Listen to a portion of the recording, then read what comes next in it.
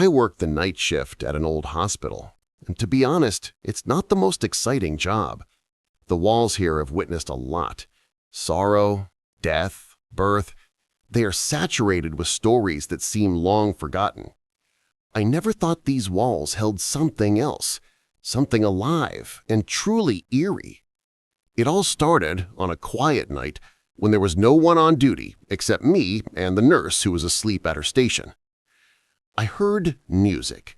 It was faint, as if coming from somewhere far away, like the ghost of an old gramophone record. It was a beautiful but sad melody that touched the soul.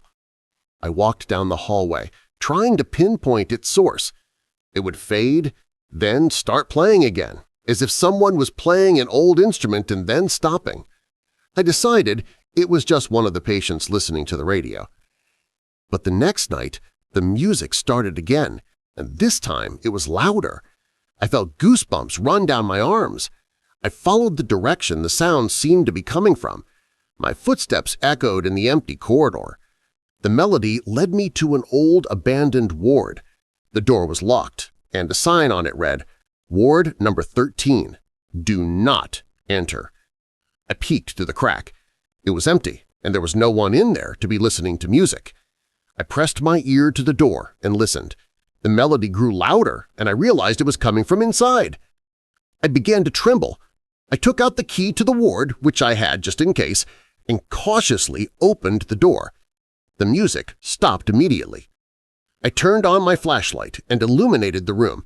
In the middle stood an old, rusty bed, and on it was a faded, scuffed music box. I walked over to it and opened it. There was nothing inside. I decided my mind was playing tricks on me, and with shaky hands, I closed the door. I couldn't sleep all night. The music wasn't playing, but I could hear it in my head. On the third day, I decided to go to the cemetery where former patients of the hospital were buried.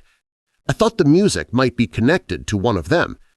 I walked through the rows, reading the inscriptions, and then I saw a tombstone that read, "Kristen Blair, died October 31st, 1985. Her favorite melody played from a music box." I froze. I couldn't believe my eyes.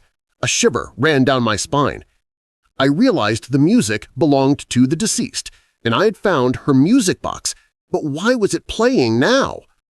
I returned to the hospital. When night fell, I went to that ward. The music was louder than ever before. I opened the door and walked inside. The music box stood on the bed, and the melody was coming from it. I walked over to it and opened it. Inside was a small note. It read, "Thank you for coming. Now you know my melody. I will sing it for you every night. Don't try to leave. You will hear it everywhere." At that moment, I understood that the music box was not just an object. It was a tool through which the deceased Kristen communicated with the world. I was terrified and ran out of the room. I quit my job and fled the city, thinking it would help. I even tried to drown it out with loud music on my headphones, but it didn't work. But I still hear that melody. It plays in my headphones when I listen to music. It plays in my car when I drive to work. It's everywhere. And I know I can't get rid of it, because I heard it once, and it became a part of me forever. I feel it in my blood, in my bones. I hear it calling me back, telling me to return to the ward, to open the music box again.